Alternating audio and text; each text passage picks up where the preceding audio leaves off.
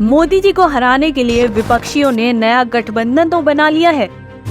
UPA का नाम बदलकर INDIA भी रख लिया है। सब के सब पीएम पद के लिए एक दूसरे को दबाने में जुटे हैं। लेकिन क्या आप जानते हैं कि अगर ये मोदी विरोधी सत्ता में आ गए तो क्या होगा? नंबर 1, मोहब्बत के नाम पर भ्रष्टाचार की दुकान। महागठबंधन का सबसे बड़ा चेहरा गांधी परिवार का चिराग 5,000 करोड़ रुपए के घोटाले में जमानत पर है। कोर्ट ने राहुल की सदस्यता भी खत्म कर दी है। उसकी मां सोनिया गांधी भी घोटाले में बेल पर है और जीजा जमीन घोटाले में फंसा है। इसके चंटू बंटू सब किसी न किसी घोटाले में फंसे हुए हैं। जब सिर से पांव तक ये भ्रष्टाचार में डूबे हैं, तुष्टीकरण का बोलबाला होगा। हिंदुओं का जीवन मुश्किल हो जाएगा। यूपीए की सरकार में तो घोटाले के इंग्लिश अल्फाबेट कम पड़ गए थे। ऐसे में राहुल पीएम बना तो कदम कदम पर भ्रष्टाचार का दलदल मिलेगा। नंबर 2, केजरीवाल आया तो घोटाले का राज आएगा। केजरीवाल को सत्ता की बागडोर मिली तो खालिस्तानियों का आतंक पूरे देश में होगा। मंत्री से लेकर संतरी तक घोटाला करने में लग जाएंगे। जनता को झूठे सपने दिखाकर धोखा देगा। भ्रष्टाचारियों को गले लगाएगा, क्लीन चिट देगा, पद्म अवार्ड बांटेगा। अपनी नाकामी का ठीकरा दूसरों पर फोड़ेगा। सिर्फ झूठे विज्ञापन देकर अपना चेहरा चमकाएगा। खुद के लिए शीश महल बनवाएगा और जनता को ठेंगा दिखाएगा। नंबर 3, घुसपैठियों गुंडों का होगा बोलबाला। अगर ममता बनर्जी गठबंधन का चेहरा बनती हैं, तो सोचिए बंगाल जैसा खूनी चरित्र पूरे देश को झेलना पड़ेगा। दीदी के राज में पंचायत जैसे छोटे स्तर के चुनाव में 24 घंटे के अंदर 19 हत्याएं हो जाती है।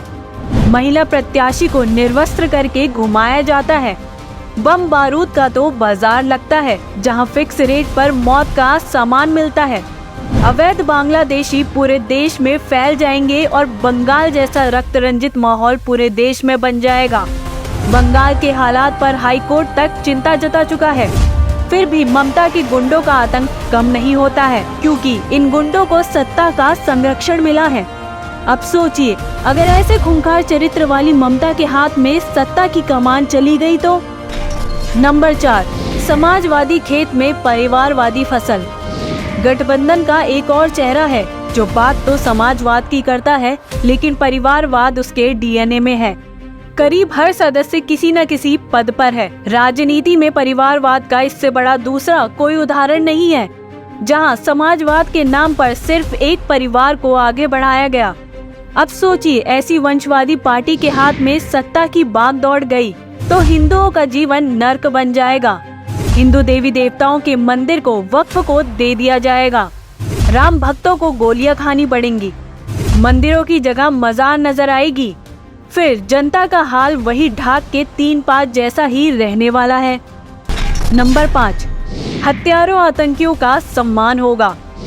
यदि स्टालिन गठबंधन का चेहरा बनता है तो सोचिए किस कदर आतंकियों का बोलबाला होगा। हत्यारों आतंकियों को छुड़ाने के लिए सरकार खुद कोर्ट जाएगी। हत्यारों का सम्मान किया जाएगा। सैनिकों की मॉब लीचिंग होगी। सैकड़ों साल पुराने मंदिर पर वक्फ दावा करेगा और हिंदू कुछ नहीं कर पाएगा। अगर देश बचाना है, सनातन धर्म की रक्षा और देश की सुरक्षा सुनिश्चित करना चाहते हैं, देश का सम्मान चाहते हैं, तो इन गद्दारों को सत्ता से बाहर रखना होगा। सिर्फ मोदी जी को चुनते हैं तभी देश सुरक्षित रहेगा, इसलिए मोदी ही जरूरी है।